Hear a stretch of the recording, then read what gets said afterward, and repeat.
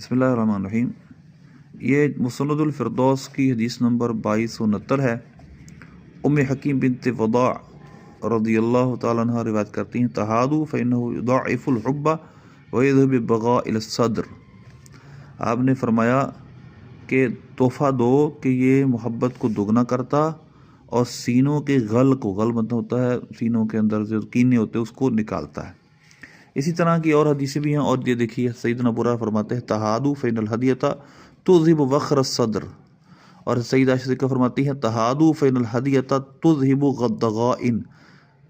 इस सब का तर्जुमा है कि दिल का जो कीना बुग़्ज़ है तोहफ़ा वो दूर कर देता है। इसी तरह हज़रत सैयदना अनस फरमाते हैं, तसाफ़हू युज़हिबुल ग़ल्ला मिन क़ुलूबिकुम, कि सफ़ाफ़ा करो कि ये तुम्हारे सीनों से कीने को निकाल देगा।